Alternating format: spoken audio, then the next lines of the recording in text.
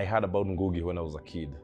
My cousins who used to read Ngugi a lot are the ones who introduced me to Ngugi wa Thiong'o. And I could see them read books of Ngugi, The River Between, The Black Hermit. Those are the books that I remember very well in my very early formative stages. And so I was quite interested. I think as a boy, what I used to love was the author's photograph that they put at the back of the book. And this was Ngugi wa Thiong'o kind of leaning and wearing something like a polo neck. And for me, that used to fascinate me a lot, just looking at that photo and say, wow. But later, I got to start reading his books and understanding what kind of a writer he was. Definitely once in a while, you'd hear our parents and even in society, people just saying, Ngugi wa Thiong'o, like when you start kind of getting into politics or being, not only in politics, but even in families, like you oppose a few things and they would say, now you're behaving like Ngugi. So I got to know about Ngugi, in those kind of simple terms. But later, when I really got into activism, I got to engage with his work more critically, especially knowing that he was the source of all the inspiration that we needed at that time. That was in the early 90s, especially at Freedom Corner, because I was at the Freedom Corner at the age of 19 to help mothers of political prisoners continue with the protest for the release of their children who had been tortured and taken to prison by the then President Moi's regime of Kanu. And so, yeah, we, as young people at the Freedom Corner, would exchange books. We kind of had a book club where one, would bring a book and another person brings a book, recommends it, and then we would discuss. So that was our University of Ngugi wa Thiong'o and the Freedom Corner, where we got to see all these books. I think the newest at that time was Matigari.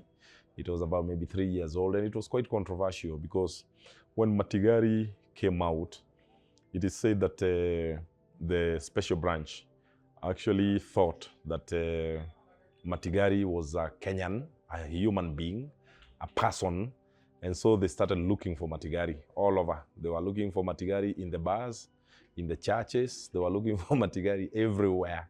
And so when the book hit the bookstores, what they did is that they went and bought all the copies so that people could not access. So that must have been some very nice tidings for Ngugi wa Thiong'o, that the books were sold out, but it starved a lot of Kenyans just to know that they couldn't access the book Matigari. But that was then. So it also is a story where it kind of explains who Ngugi was. Ngugi was feared by the system, was feared by the government, was feared by the president, was feared by those who did not agree with his stand on society, on politics, and on the revolution of the mind. Ngugi's main call almost throughout his life is on decolonialization. Like when he wrote Decolonize the Mind in '86 again, this is what he explains. He explains about the neo-colonial state of mind, not only of the leaders, but of we, the people. So Ngugi wa Thiong'o is somebody that I would say I've known all my life. And eventually I was very, very, very fortunate and privileged to have met him. And the moment we met, we just became buddies, like immediately. More so because of the artistic angles that we both share. And that includes protest music, his protest writing. And very recently, we have written about 20 poems, 20 poems, which we have already in the process of filming, because we did not write the poetry for publishing. Maybe that will come at some point. we did it so that we can push it through film, so that it can get access to people like quite easily. And I was discussing with him when I was last with him, and he loved the idea because we said, yeah, you are a writer, you're a good writer. People know your books all over the world, in Russia, France, everywhere, in West Africa. But the short messages that will come through this poetry will be shared over social media platforms, and especially the WhatsApp platform. So we did that with the first one, which is called Magoti Mamwa Urado. And this is about taxation, the taxation of the poor, which has been happening since the current regime in Kenya came into power. And so we are doing satire in this poetry, where we are calling upon people, to take action against it, because it is wrong to be taxed, overtaxed, and especially when you don't see the results. So this was the gist of the poems that we have been embarking on.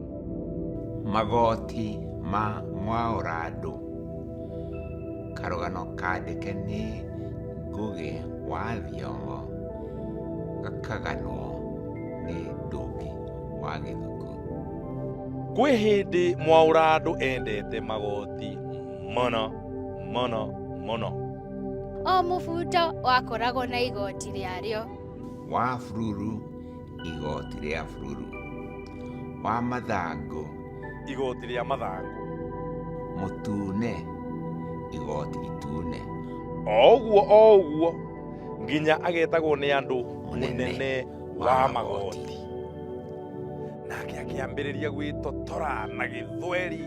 Piga magoti. Piga magoti. Ona gĩthũngũ. Cook maggot. Cook maggot. Oĩkaine ũguo atĩ nĩ mũndũ wa magoti rĩ. Mwaurado abatithirio mũrutani nĩkĩ? Ti tondũ wa kũrutana thukuru. Abana. Kana kũruta mbeca cia gwaka thukuru. Aca. Abatithirio ũguo nĩ ũndũ wa kũruta andũ kĩrĩa kĩrĩ mũhuko. Matige kũritũhĩrwo. Agũkora wĩna igoti kwĩna riũa. Reke ngwaũre igoti kwĩna riũa. Agũkora wĩna igoti kwĩna mbura. Reke ngwaũre igoti rĩtikoirĩrwo nĩ mbura. No rĩrĩa ningĩ amenyire atĩ Ngeretha makoronia mambĩrĩirie wathani wao wa ũkoronia na gwĩtia igoti rĩa nyũmba, Mwaurado akĩona tona kĩoneki. Mwana igira nyũmba. Ruta igoti rĩa nyũmba. Aka koigo ka mbũkũ. Ruta igoti rĩa kanyũmba ka mbũkũ. Akĩra ngũkũ kĩaga. Ruta igoti rĩa ngũkũ.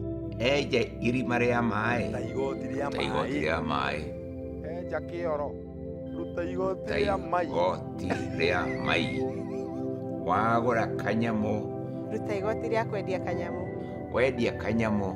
Ruta igoti rĩa kwendia kanyamũ. Yeah. Oi. Wendia maguna ngui. Incidentally or coincidentally is that once we released Magoti Mwaurado, where we are calling upon people to rise and take charge of their own lives, shortly after we had the June 25 Gen Z revolution. And Ngugi called me and he said, "Did the youth of Kenya watch our poem or what?" So I said, "Why do you think so?" And he said, "Because, they have done exactly what we're talking about. Because the Gen Zs in Kenya, they actually did an uprising against high taxation. So it was quite a coincidental thing." And what I told Ngugi, because, I used to do banter with him, is that, you see, I keep telling you that you are a prophet, and you keep brushing it away. So your prophecy has come to fruition. So I have enjoyed the times that I have personally known Ngugi wa Thiong'o, a humble person, a person who whose demeanor, you know, is something else. Because when you hear about Ngugi wa Thiong'o all over the world, you think of this huge giant snob of a person who is known all over the world, but doesn't care about anybody else. But he was directly the opposite of what I've just said. Ngugi was a humble guy. Ngugi was a person who loved listening to others, and he loved asking questions about home, because Ngugi left this country in the early 80s. Yes, he has come back, and when he tried to settle, we all know what happened. He was attacked by security agents of the regime at that time, and so he wasn't comfortable to try and come back. So he would come and go back to the US, where he has been living for all this time, and of course traveling all over the world. And so Ngugi always wanted to know how Kenyans are doing. He kept asking about specific people and generally about the conditions of people in society. Are things improving, and what can we do? He was quite a hilarious person, a very good storyteller. Like when you're talking to each other, you know, like he wouldn't be this Ngugi that we read, who has got all this literature carried on his shoulders. You know, he would actually surprise you by the kind of stories that he would be telling, because they were far off sometimes from the seriousness of the literature that he's been writing. So that's the Ngugi I know. He loved a good laugh, and he laughed boisterously. Ngugi also had a good voice. I kept telling him that, you know, once you come to Kenya, I'll hook you up with some of the radio broadcast stations, because you have a radio voice. And I loved his voice because it was this voice that was filling in the room. In Leeds 2003, we went for a lecture tour. I was privileged to be part of his entourage, and I was helping him in warming up people, you know, and doing my artivist things to these academicians. And my biggest fear was that, you know, these are academicians, not artists, so they are not going to enjoy the songs of protest that we do here in Kenya or in Africa. But surprisingly, you know, Ngugi kept saying, you know, I cannot start. I will not start until you open with, and he would mention a certain song that he loves. And it was quite a great tour, because these universities that were halls, auditoriums that were full to the brim, you know, like would chant with us. They would sing these Swahili songs. And so this is the Ngugi who doesn't worry about whether you'll be rejected or whether so long as whatever you're doing is something that you believe in, is something that Ngugi always encouraged. He always pushed me like to write, and maybe that is something I'll try and fulfill later, because he kept saying, you know, these stories that you give me, you should pen them. You should pen them. Now the only thing I can regret is that he's gone without having done a forward for one of my books that maybe will be coming out. So it's such a regret. But and the other side of Ngugi I know is that he was quite an emotional person. Like when he gets to hear how the people are suffering and everything, he would shed a tear and he would say, why are we like this? Why is Kenya like this? Why are our leaders like this? Why don't they like their people? And so that is Ngugi I know. And his food, he loved traditional food. Ngugi loved ngwashe, he loved ndoma, he loved fish a lot. He did not eat red meat. He did not drink, but he told me that he used to drink a lot way back. So he would tell me, you can drink, but just a little. When you drink 1 or 2, that's good for the body. But when you drink more than 4, then you have to be very careful. Ngugi actually published his first book when he was, I think, 24 years old. He was in university at Makerere, and that's when he did his first book. But he says that It was a grain of wheat and the river between. He says that those two books are twins. He cannot say which one came first because he wrote a grain of wheat before the river between, but published the river between before grain of wheat. So he says, these are my twins. These are my firstborns. And he really cherished those books. He wrote them in English. And later he joined Leeds University for masters in 1967, I think. And so it is in Leeds that he started thinking about language very, very, very intensely. And he started criticizing himself and questioning himself and asking himself, why am I writing in English, yet, I think in Gikuyu? I was brought up speaking my mother tongue, but now I'm struggling to write in English in a foreign language.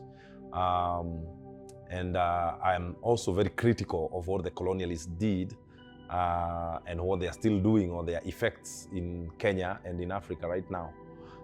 So those were the beginnings of Ngugi's transition from writing in English and transitioning to Gikuyu. So this is something that took quite a number of years.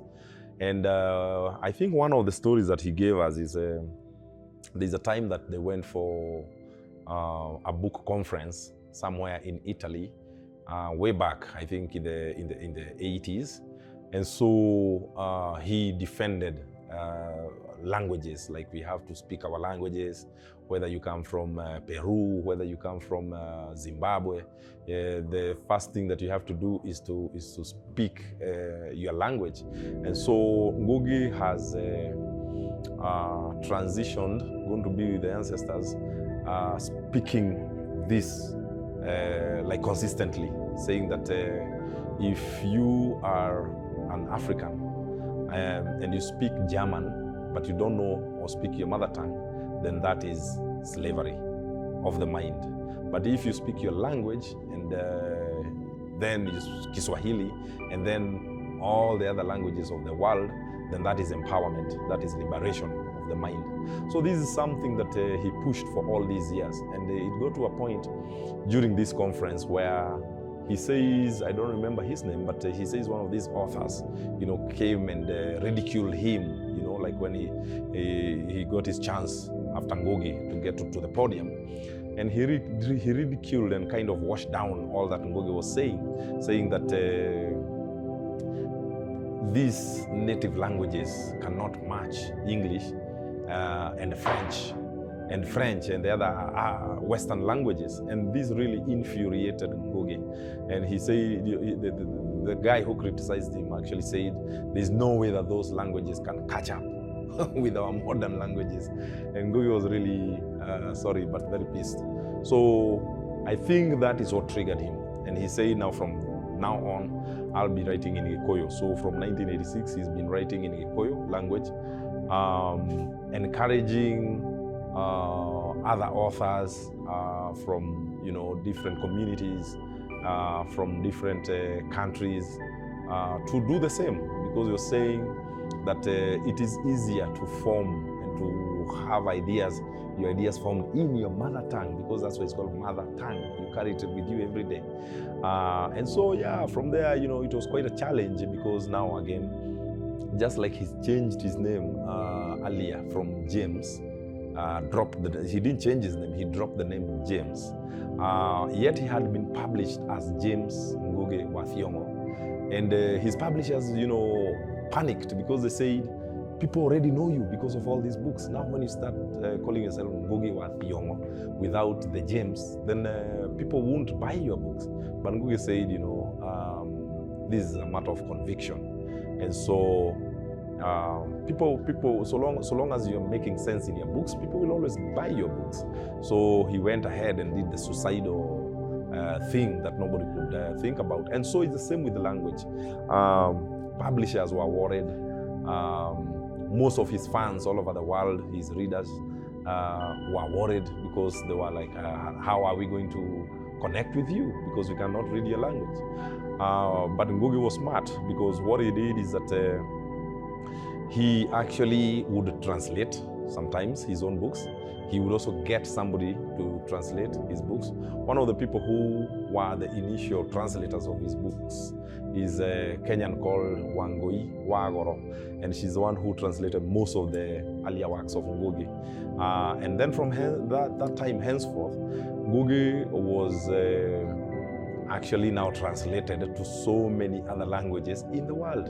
I think Ngugi is one of the most translated writers in Africa, with about 30 to 35 different languages of the world, translating his books that were originally written in Gikuyu. So eventually he proved his point. He proved his point by saying that all languages are equal, and no language is superior than the other. He also used to talk a lot about languages are like a symphony, you know, where in a symphony you have a clarinet, you have a guitar, you have a piano, and all of them are useful. So what Ngugi was saying is that languages are the same. Languages of the world are the same. So it's a matter of which one that you pick or naturally have, and it is the same one that will now be in harmony with the rest of the languages, and what a symphony that you can have out of all this beautiful stuff.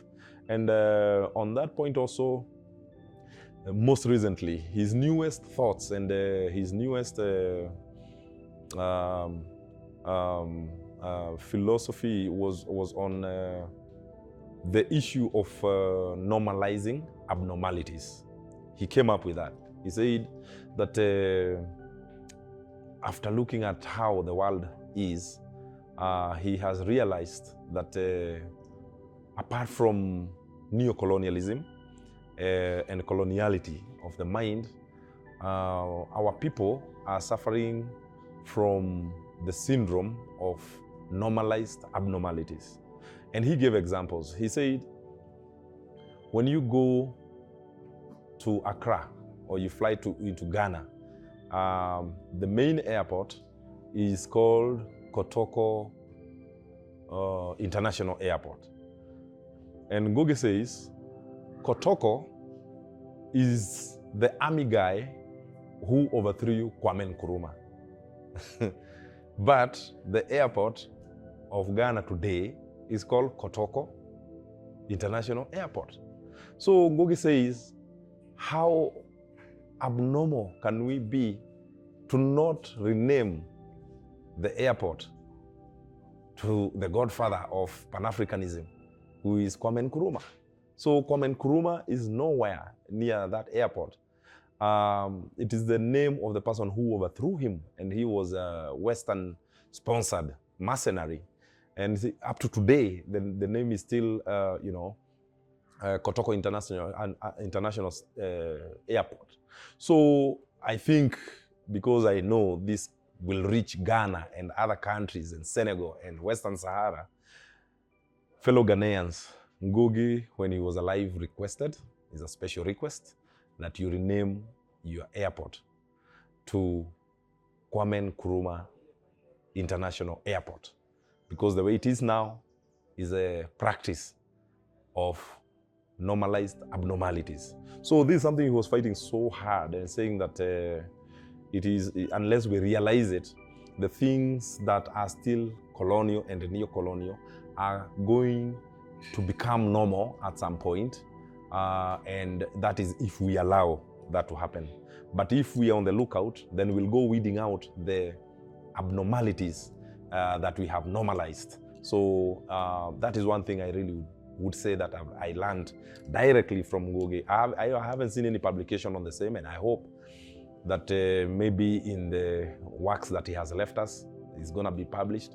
But I think it's a very, very, very crucial thing, because it's something we see every day.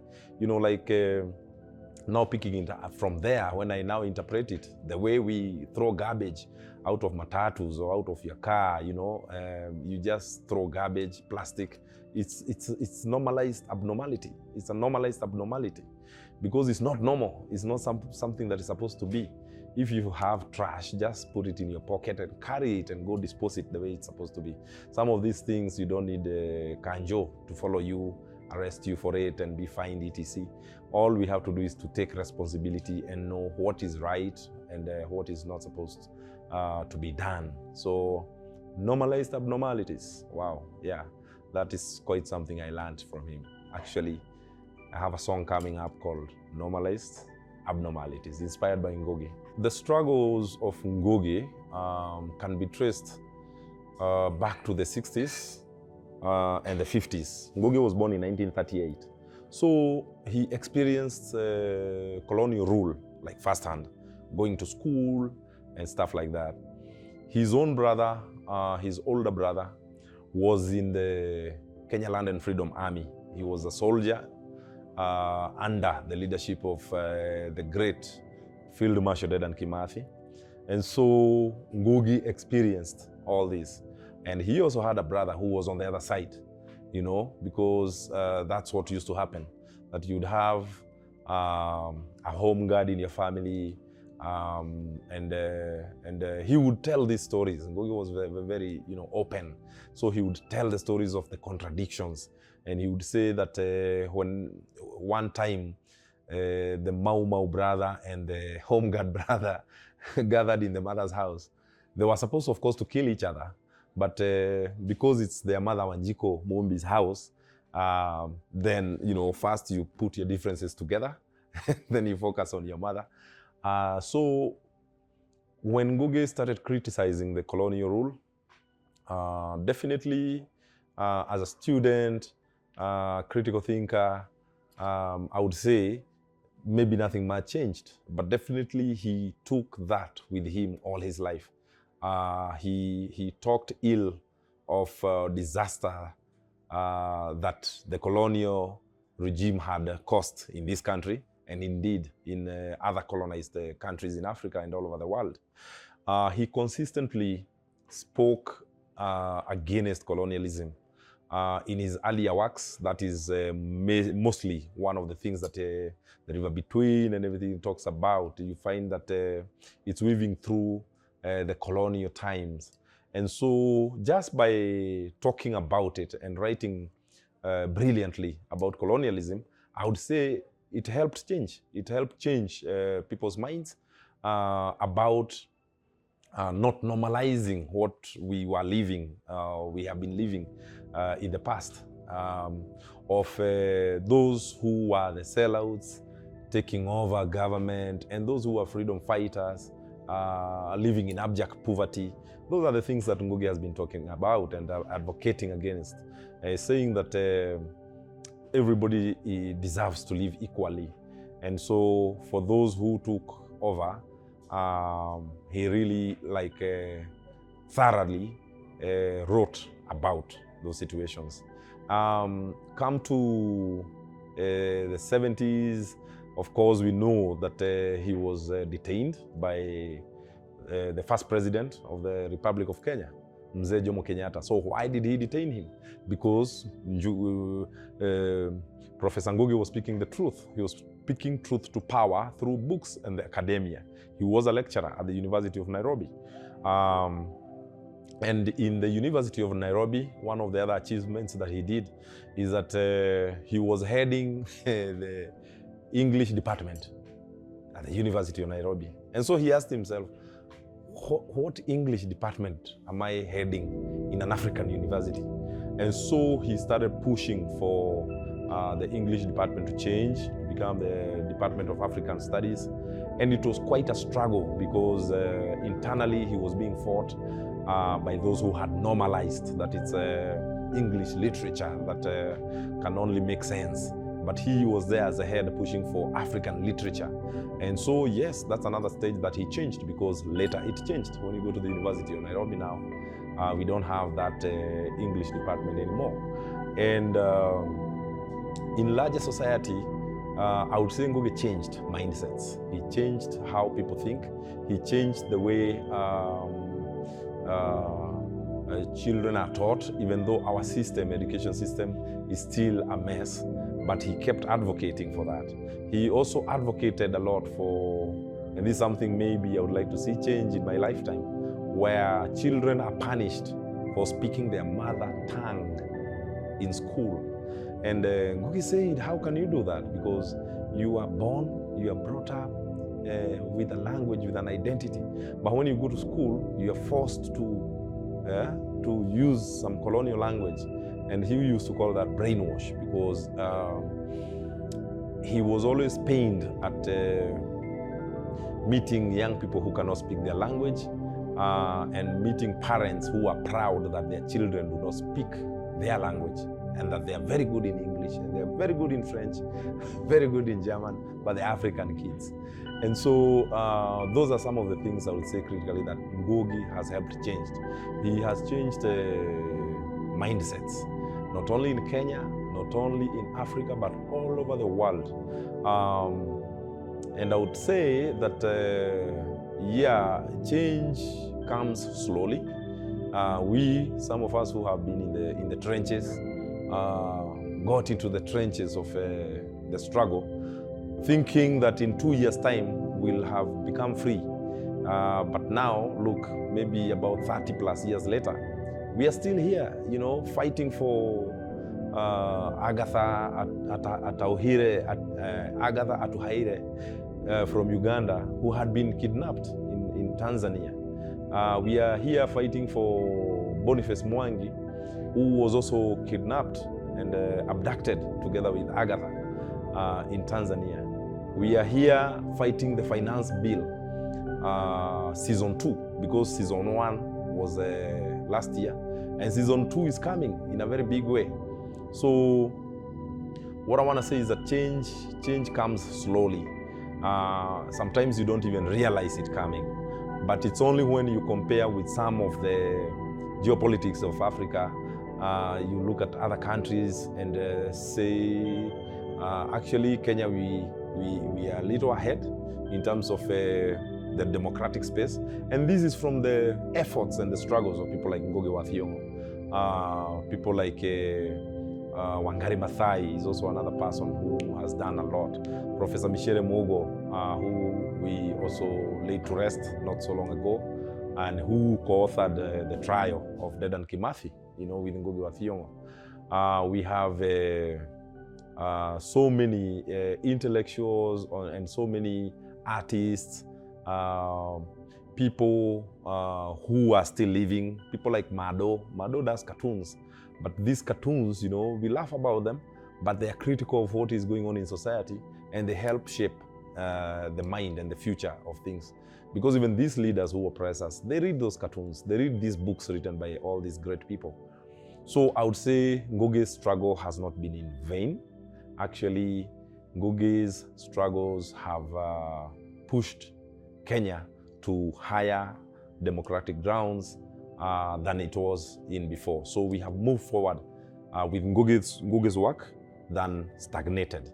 And so this is what I would say as a call, especially to young people, the Gen Z of this country, is that Ngugi loved you so much in a way that you would not know. Every time he would call, one of the things he would ask is, how are the young people doing? How are the young people thinking? How are the young people faring on? It is sad that I'm hearing the current president talking of giving the young people of Kenya jobs abroad to go and become slaves. That's what Ngugi would say.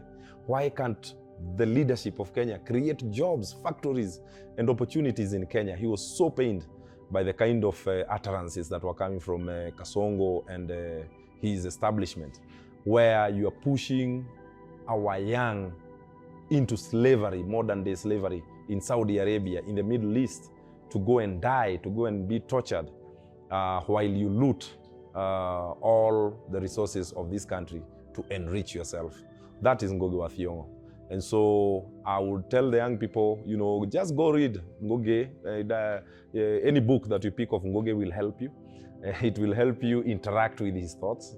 It will help you interact with yourself, and it will help you interact with the politics, not only of Kenya, but of Africa and of the world.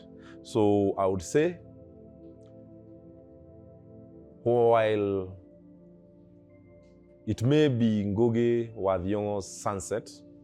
May his sunset become our sunrise.